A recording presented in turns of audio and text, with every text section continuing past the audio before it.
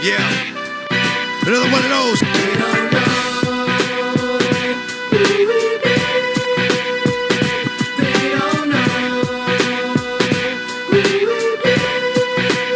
The frustration, rage, trapped inside a cage. The beatings till the age. I carried a 12 gauge. Somebody stop me. Please. Somebody come and get me. What? Little did I know that the Lord was riding with me. The dark, the light, my heart, the fight, the wrong, the right, it's gone. I don't know. Listen, these motherfuckers don't know who we are. That's from the heart. Did it, did it, did it, did it, did it, did it, did it, did it, did it, did it.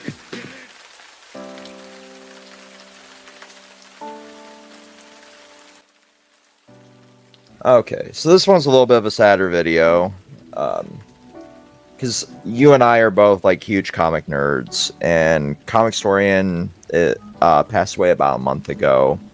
We've been trying to do this video for a while, and just schedules never lined up. So this is a little dated, but it's something that we felt the need to do. For me, like my history with it, with this channel, is what kind of really got me back into comics. This was during like the Injustice era, and I heard about the game. I'm like, oh, it's by the team that made the Mortal Kombat franchise. This should be really good, because we both know Mortal Kombat versus DC Universe kind of kicked that idea up. That was kind of trash. Very trash, but continue. But like, it was different, and then now we have like a full-blown like DC crossover universe with comic tie-ins, and then that story just spanned for so many years in comic form. And then I did a deep dive down Comicstorian's like the whole line of this, and then I just dove down the channel, and it was some of the most in-depth, most researched, well thought out videos in that side of YouTube. And that's a side that's usually like really super like one-sided, like Marvel's better than DC or DC's better than Marvel. This was an unbiased, like open-minded review channel. And sadly, when Ben Potter, his government name, passed away due to like a motor accident, and now there's just this legacy kind of unfilled in that side of things. They're going to continue doing some uploads, the family and the editing team and everybody else that was involved in that channel. But it's a really interesting concept of carrying on somebody else's legacy and trying to do right by it, because we see that a couple times. Like the King of Random was another one where they kind of tried to do that. So I'm very curious if they'll still hold that same weight, or if it'll just kind of fizzle out like that channel did. And I hope it doesn't, because it's a team that actually really knows its stuff just as much as he did. Yeah, so I found out that Ben wasn't just a face. His wife actually helped him do some research. Mm-hmm. He just happens to be the host of it, you know? Mm-hmm. Whatever that she can find. Her knowledge is limited, but, you know, everybody has their strengths. One person's the front, like your organization. Yeah. You know, one person's the front person. One person does the research. You just read off the prompter or whatever the script have you, and boom, you have something. And yeah, I think this last one actually, Vex, was why is DC reboot actually beating Marvel right now? And it was going to be a 3-part, after my research, my own miniseries on it. And of course, the accident happened, and we'll never know the conclusion of his findings. Yeah, it's one of those ones that's like really sad, because a lot of the script was probably just like buried deep in the head too, or like a lot of the research. So you're like stuck with this not knowing the thoughts of the creator kind of thing. And I do kind of agree there. Like DC is doing a lot better right now than Marvel, and Marvel's kind of playing the catch-up game with the Ultimate reboot. And some of that's kind of mixed bag. I was talking in your chat the other day about what I found, because we read all sorts of things, you, I, and the rest of the chat. And I started reading while I was on my little vacation before I went back to my partner's. And I started reading the G.I. Joe comics. I'm like, this is something I don't think that's really ever been done before in comics. And I would have loved to have heard Ben's thoughts on something that's like two of these giant franchises and Transformers and G.I. Joe kind of crossing over. And it's something we'll never really get. And it's really unfortunate. Yeah, and in fact, I'm sorry, I meant to chime in on this earlier, how I got hooked on him. See, he's more of your age group. I'm in my 40s. And I was like, okay, let's see what in my understanding of him was a little more skeptical, because remember, I came from the golden age. I'm an 80s baby, so what am I? I think I'm the bronze age. I think it's in reverse. One of those ages of comics, whatever. Right. All right. So, like Silver Age. I think I'm Silver Age. Yeah. Okay, so that's my point. He did some research on these characters: Batman, Green Lantern, Marvel. There's a list, Guardians, whatever. To where, dude, like, this was in my era, and he makes it sound like it was just last week. That's how thorough he was, and all my skepticism went out the window, sharing how I got turned on to him. So it was basically like the whole Howard Stern thing, telling my age, like, if people don't like him, why do they listen to see what he says next? And after I used to do a bunch of fact checking, believe it or not, 85% of the time, either he says, hey, this is my speculation, or this is the truth. 85% of the time, Vex, he was on point, and that's why I became a fan. Yeah, it's kind of hard to find like a lot of details when like the artist or the author kind of is passed, unfortunately, and it kind of leaves a lot more stuff open to interpretation. And it's par for the course in the entertainment industry in general. They artists and writers weren't really taken care of in your generation. They're a little bit better taken care of now, but it's still one of those issues with the music industry, which is more my foray here anymore. It's still like debated on like, do these people make enough? And the answer is fuck no, they don't. Because you can see like how much now Disney makes off of the Marvel universe. Even we can debate the quality of the MCU till hell freezes over, but given how much money they make off of the likeness of these characters that were created by these artists, and the artists still see jack shit from it, or very little, and it is unfortunate to see that trend continue. And they could be a lot better treated, and the same could be said for like the music industry with streaming services and yada yada yada. But when you can't really pry the brain of somebody or reach out to them on, say, Twitter, like I can, tag an artist on Twitter, and like 75% of the time I'll get an answer from them. I have a back and forth with people like Kyle Higgins and Ryan Parrott from Image, constantly asking questions about stuff in the Massiverse, and Missy Flores, who is doing her run ends next issue with Power Rangers. I'm like, hey, is this tying into this thing here in canon? And the answer I could get pretty easily.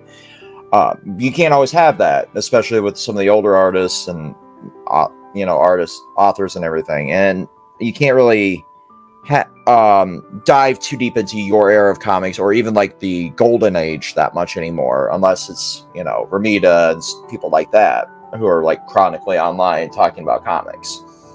So that, like you said, like 85% of the time he's spot on, or very close with his research, and which is really very good. Yeah, that's an extremely good track record for an industry that spans hundreds of years. Right. What is really fascinating about like how far back he went, he even touched in like the Bronze Age, like in omnibus stuff.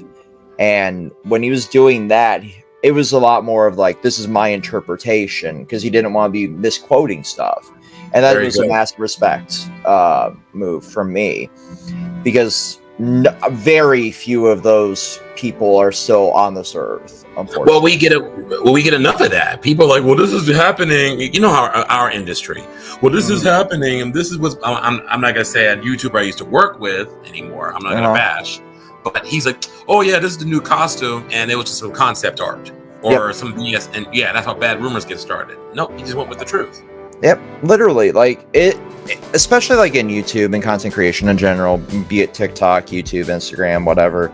Like you have this predisposed notion of what you're going to get, just simply on the fact that like, oh, this is a content creator, and unfortunately, usually that's a bad preconceived notion, because we have what are known as drama tubers, and you can feel how you want to feel about them. We're not here to debate that aspect of it.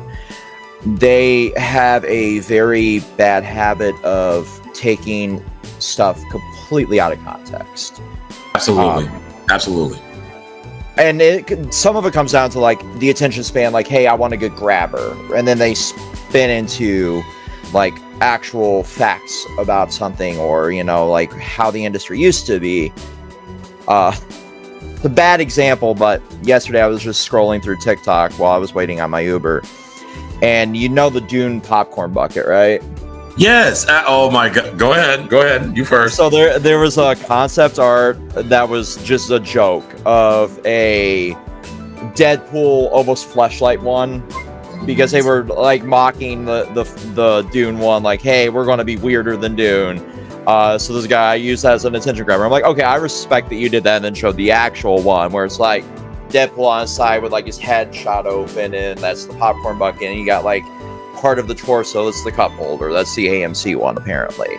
Like, that's actually a funny use of like kind of diving into the like, oh, we've gone too far with the industry now kind of thing. But it was just that little, oh, I got your attention now, and that's something you got to do in content creation, especially with like that short form content.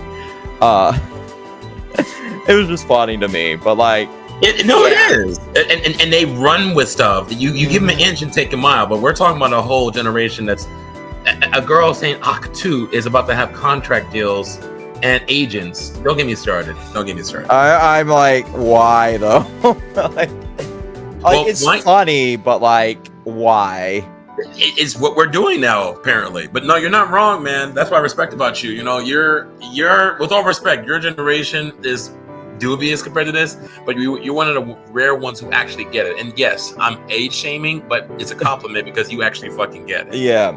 I question a lot of my generation, the generation after me, but like, I respect that they're open to forcing change in some things, and that's a good thing, because there's a lot broken that needs to actually be fixed. But with Ben, like, when he dove into content from like the Bronze Age up to like the modern, there was something to be said about like the quality of a video. Like, usually when ComicTube, you just get like, oh, we're going to review the issue. This was like whole comic arcs. This is whole historical context behind stuff, like Captain America punching Nazis, or, you know, the fact that over time, as the country evolved, Superman still stood for what it meant to be an American, you know, what's meant to be like a actual human kind of thing. What you're really telling me is he gives you a reminder in detail, and you know what is beautiful? What he does it in under 10 minutes, 15 minutes maximum, or less. Honestly, he was damn good at what he does. Hey, this is why Captain America, for all you laymen, even for the layman, he made it for the vets and the laymen. Like, for example, huge fan of Green Lantern. You know, I'm a DC head first. And I watched that. Let me see if I can learn something through him through DC. You know, I was a huge fan of Green Lantern. I told you this in another chat. And CJ's random. And check it out on Facebook, by the way. CJ's random on Facebook. And I knew about the War of Light. Everybody knows about that, who actually is a comic book person. But I did not know, going far back, and I'm telling myself, that the original Green Lantern's weakness was yellow. Yeah. I had no idea about that. And, you know, I was like, dude, he does his stuff well. Yeah, no, like, I knew about that mostly from, because I'm not the biggest Green Lantern fan. I respect the franchise.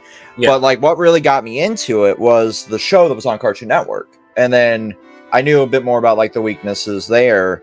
But they didn't really play too much into it, because it was still, like, targeted at, like, 16-year-old kids, obviously, because it's on Cartoon Network.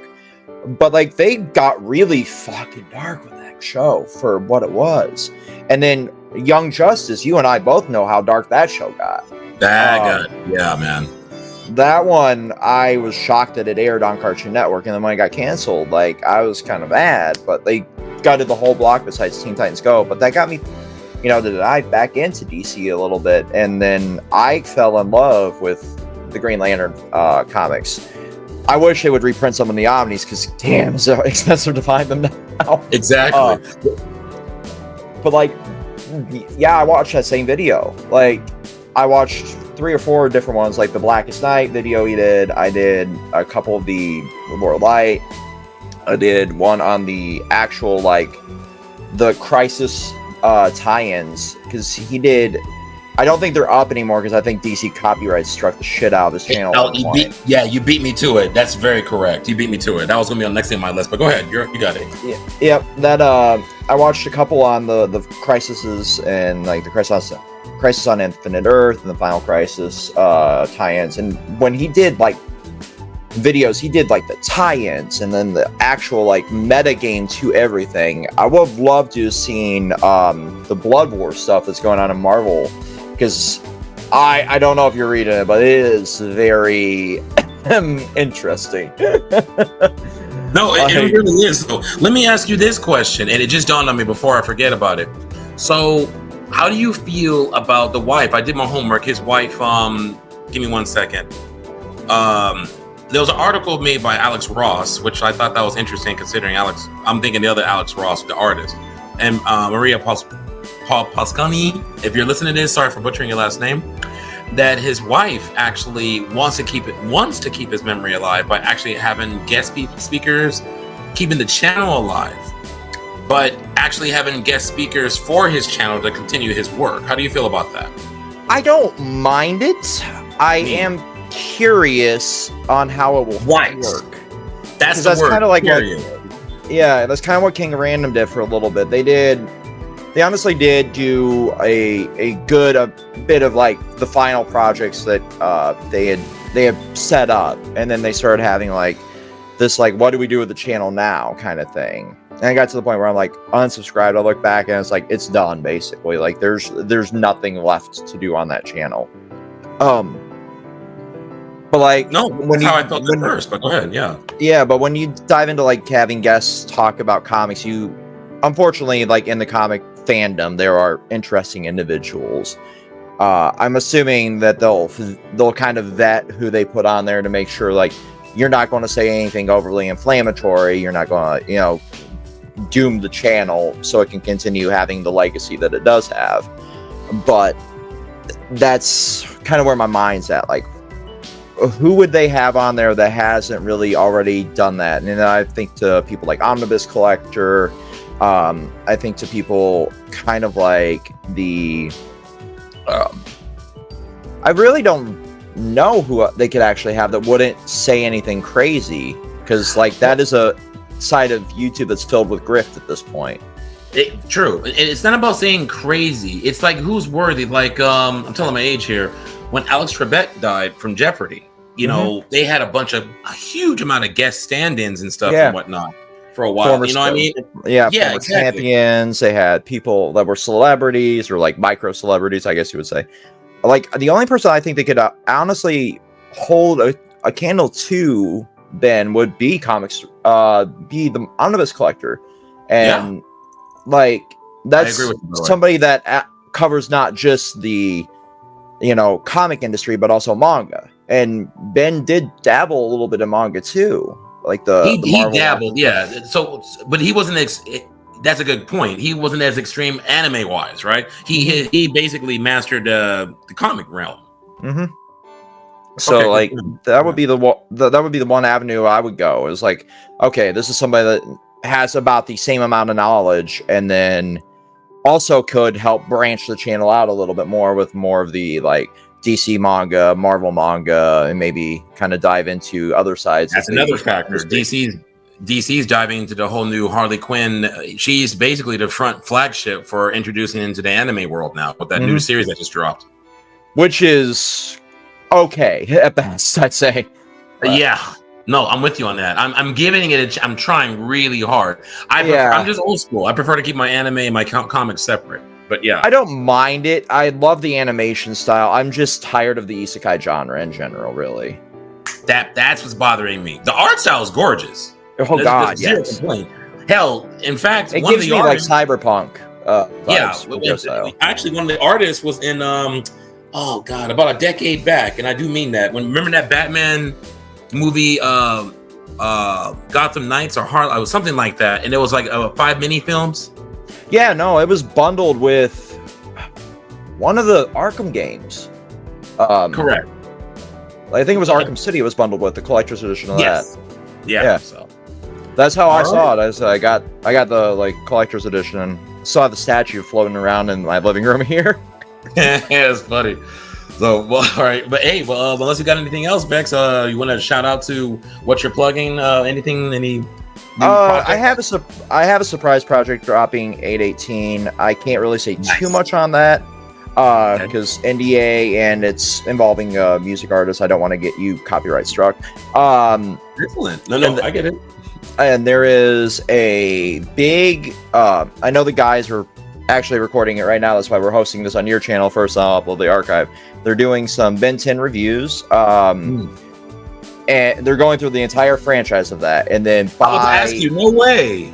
Wow. Yeah, they're on Alien Force right now. They just finished the OG while I was on vacation. I'm like, you guys, I'm boarding a plane right now, but I have some things to say. And by the time they actually got everything set up, it was like, and I have no signal. But no, like they're doing Alien Force right now, and that is probably the second best in that franchise, in my opinion. By August, I'm hoping to have all of the Disney era of Power Rangers by the Eras project done, and that is going to be one massive video. That's gonna be huge. Over an hour, dude, easily. You can't cram 4 generations worth of Power Rangers. There's 6 seasons to the Disney era. Each one of them that we've recorded right now is an hour and a half to 2.5 hours long. We're recording we're going to have to probably split it into 2 parts because of the upload limit. So right now I'm thinking SPD will be the end of the part 1, and then the part 2 will start the following season. We're about halfway through SPD right now. And I gotta say, like, CGI from the 2000s makes me die inside. The evolution, right? Yeah. Like, you remember Beast Wars, right? Like, oh my god, it was now that kind of CGI they teach you for entry level in high school now. No, literally, like they really do. Like I was doing Jesus like Christ. modeling for that for like source engine, like that quality, and they when we went through Dino Thunder. There's the scene where the statue at the front of the museum, that's kind of the front of like where everything goes in the season. I'm like, that looks worse than Beast Wars. How is that possible? You know the funny thing is, despite how bad it was, it still survived and people are fans of it. But literally, it's the story of that was really good, that kept everybody involved in it. Like, I just rewatched it not that long ago. I'm like, the story's great. The animation sucks. Don't you hate that? You got to make a decision. Like, well, now I know why I watched this. It was definitely for the story. It's like reading the art. It's like having a Playboy magazine. Like, oh, I read it for the articles. You know what I mean? No, you don't. Oh, you don't. Right? Exactly. Like, well, there's one other project that I don't know when we're going to have it done, and if you're down for it, I would love to have you involved in. We're doing as much as I'm stepping away from like content creation full time. This one sounded really fun to me. It's a video game book club. So we're playing like a bunch of our RPGs that we have in our Steam backlog and our PS5 backlog. And like every month we're going to sit down and film our thoughts on the game itself, kind of thing. Now that I'll be interested in. Yes, actually. There's a few that I can think of. Uncharted, Street Fighter, Dragon Ball, but we'll get right now, the first one we're doing is Chrono Trigger. It's like a 16-hour RPG from beginning to end, and I just started it for the first time in probably a decade. So intriguing. Yeah, that's our next little project that I'm going to be involved in, and I don't know how much I'll be involved in it because of my life schedule, but like I'm going to be involved in as much as I can. But that's about all I got to plug. You got to plug anything? Yes. Your boy is finally going, as you already know, and just telling my audience this, I'm going to Comic-Con San Diego for the entire weekend from obviously Comic-Con in San Diego for 25th to the 27th. I always butcher that date, but it's that last weekend, folks. So check out your boys, come by and say hi to him. I'm trying to see if I can get on a YouTube panel with up-and-coming YouTuber Boots, because I got my my press pass. Ooh, having that press pass gives you so much better entry, man. Does it? Dude, you gotta remember, I'm popping my cherry on this one. This is it. Exactly. But it won't give you like the biggest priority, but you'll have like line treatment a bit. Unless they've changed how that happens, because everybody and their goddamn grandmother's an influencer at this point. Right, exactly. Yeah, man. But like, I sacrificed 2 cons just to go to this one. I will say, grab a couple extra like portable chargers, because you're going to need them. And the best thing I can tell you is clear bag everything. Don't take a backpack, because you'll have a security checkpoint every couple blocks. Right. I got to treat this like TSA. You're absolutely right. All right, and there's some really good like clear vinyl backpacks you can get on Amazon for like $30. I take one pretty much everywhere at this point. Yeah, technically I got a month, but other than that, yeah, man, I'll take your advice and order some of that. I got my wireless mics for my phone. I'm gonna do some walking penny cash in case I get any autographs I have to pay for, and hopefully I get some celebrities interviews. And honestly, I'm big enough. But for right now, currently, check out my The Boys Season 4 Part 2 review, for those of you who are listening. And I just dropped off Ninja Scroll. Dude, they got me for the clips. The first time since I started my channel. It was the clips and not the soundtrack? That's something I can't help you with. I do know who owns the rights to the music. I was hoping it would be that. Nah, it was, believe it or not, those the clips. I was in...